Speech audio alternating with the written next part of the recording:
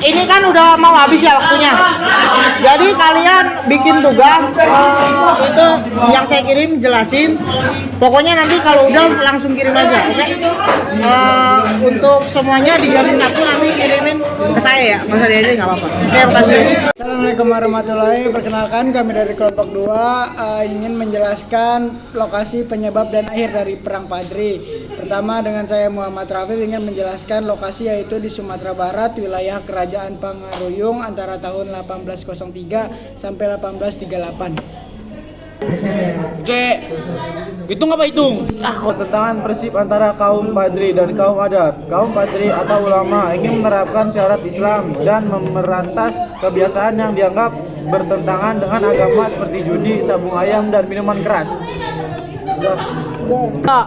Kaum adat, bangsawan dan masyarakat adat ingin mempertahankan tradisi leluhur mereka, termasuk hukum waris matriarkat. Campur tangan Belanda. Ketika kaum adat terdesak, mereka meminta bantuan Belanda. Belanda kemudian memanfaatkan situasi ini untuk menguasai wilayah tersebut, sehingga perang saudara berubah menjadi perang melawan penjajah. Akhir dari Perang Padri. 1. Perang berakhir pada tahun 1838 dengan kekalahan kaum Padri. 2. Belanda berhasil mengalahkan kaum Padri dan menguasai wilayah kerajaan Pagaruyung. 3. Tokoh penting Perang Padri Tuanku Imam Bonjol ditangkap dan diasingkan ke berbagai tempat hingga meninggal dunia di Minahasa. Apa Pak? Udah 3. Hai guys, nama gua Sabril, gua dari kelompok 5 akan mempresentasikan tentang Perang Banjar. Jadi, Perang Banjar itu adalah sebuah perang perlawanan rakyat Kesultanan Banjar yang dipimpin oleh para bangsawan dan ulama terhadap kolonial Belanda yang berlangsung cukup lama, yaitu dari tahun 1859 sampai 1905. Lokasi perang itu sendiri berada di wilayah bekas Kesultanan Banjar yang saat ini meliputi Kalimantan Selatan dan sebagian Kalimantan Tengah, terutama di sepanjang Sungai Barito dan daerah hulu sungai lainnya. Medan pertempuran itu sendiri meluas di berbagai tempat, mencakup yang pertama itu Banjarmasin, yang kedua ada Martapura, yang ketiga Pengaron, yang keempat ada Sungai Barito, dan yang kelima sekaligus yang terakhir itu ada benteng-benteng pertahanan rakyat di berbagai lokasi.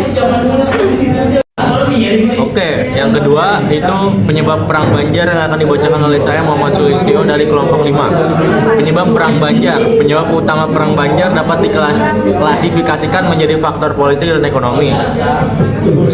Faktor politik atau intervensi Belanda dalam kerajaan. Yang pertama, campur tangan dalam suksesi tahta. Belanda secara sepihak mengangkat Pangeran Tamjidillah II sebagai Sultan Banjar setelah wafatnya Sultan Adam pada tahun 1857. Padahal yang lebih berhak berdasarkan wasiat adalah Pangeran Hidayatullah II. Pangeran Tamjidillah II dianggap pro Belanda sehingga menunjukkannya menimbulkan kemarahan di kalangan bangsawan dan rakyat Banjar. Yang kedua itu penghapusan kesultanan pada tahun 1860. Belanda secara sepihak menghapus Kesultanan Banjar dan menjadikannya sebagai bagian dari wilayah kekuasaan kolonial. Hal ini menjadi penghinaan besar dan pemicu utama perlawanan. Yang kedua itu faktor ekonomi. Yang pertama, monopoli perdagangan. Belanda melakukan monopoli perdagangan atas hasil bumi penting seperti lada, rotan, damar, serta hasil tambang seperti emas dan intan yang sangat merugikan rakyat dan pedagang Banjar. Yang kedua, eksploitasi sumber daya. Adanya ambisi Belanda untuk menguasai tambang batu bara di daerah Pengaron dan Martapura menjadi salah satu motif ekonomi penting dalam upaya penguasaan wilayah tersebut. Selanjutnya adalah akhir Perang Banjar yang akan dibacakan oleh saya Muhammad Ihsan Maulana. Perang Banjar berakhir dengan kemenangan di pihak Belanda. Meskipun perlawanan gerilya sporadis terus berlangsung hingga awal abad ke-20, sekitar tahun 1905, beberapa peristiwa kunci yang memadai redupnya perlawanan. Pertama, tertangkapnya Pangeran Hidayatullah II.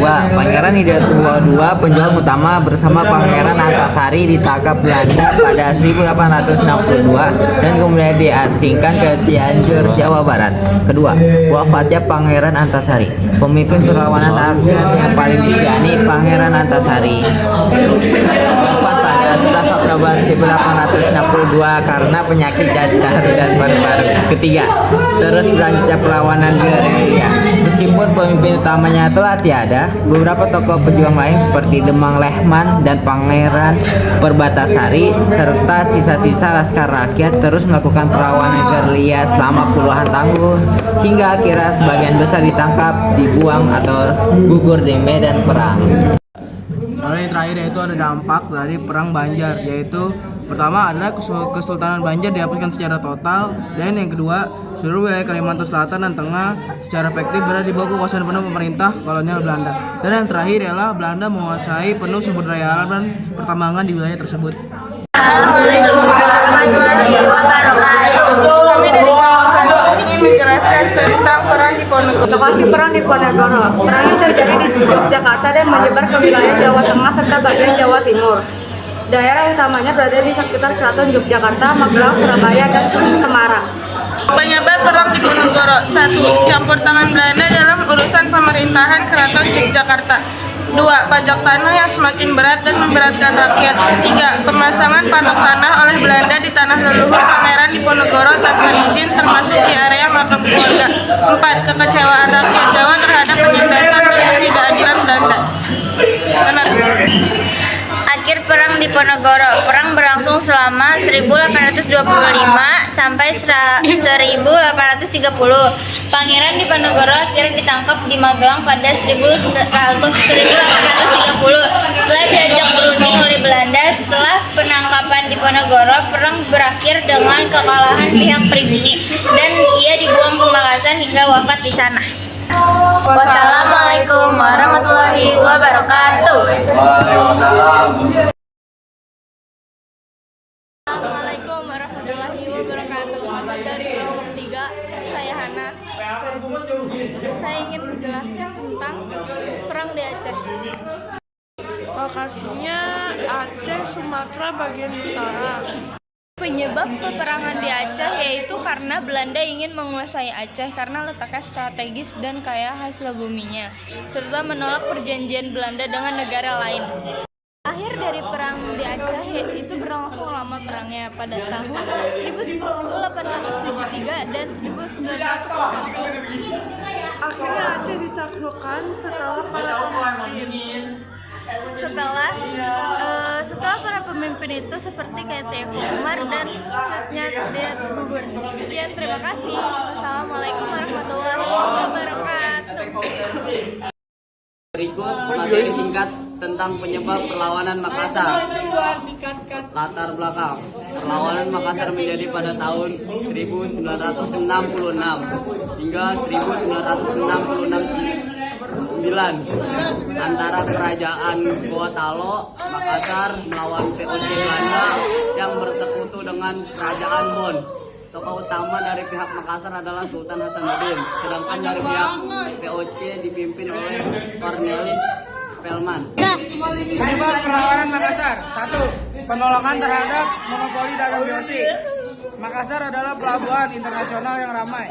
VOC ingin memonopoli perdagangan rempah-rempah, tetapi Sultan Hasanuddin menolak karena merugikan rakyat dan pedagang lokal. 2. Campur tangan VOC dalam urusan kerajaan. VOC ikut campur dalam urusan politik kerajaan Makassar, termasuk mendukung kerajaan Bone untuk melemahkan Goa atau Talak. Persaingan kekuasaan di wilayah Indonesia Timur. VOC ingin menguasai seluruh Munduran dong. perdagangan di Indonesia Timur. Sementara Makassar ingin tetap merdeka dan menjadi pusat perdagangan bebas. 4. Perjanjian Bungaya dengan Makassar. Perlawanan muncul karena tekanan untuk menerima perjanjian yang hanya menguntungkan VOC. Semangat rakyat Makassar mempertahankan kedaulatan. Sultan Hasanuddin dan rakyatnya menolak dijajah dan berjuang mempertahankan kedaulatan kerajaan. Oke, hasil akhir dari penyebab perlawanan Makassar. Makassar kalah dan perjanjian Bungaya tahun 1667 ditandatangani. 2. VOC berhasil menguasai perdagangan di Makassar. 3. Sultan Hasanuddin mundur dari tahta. Tokoh penting. Sultan Hasanuddin dijuluki ayam jantan dari timur karena keberaniannya melawan VOC. Wassalamualaikum warahmatullahi wabarakatuh.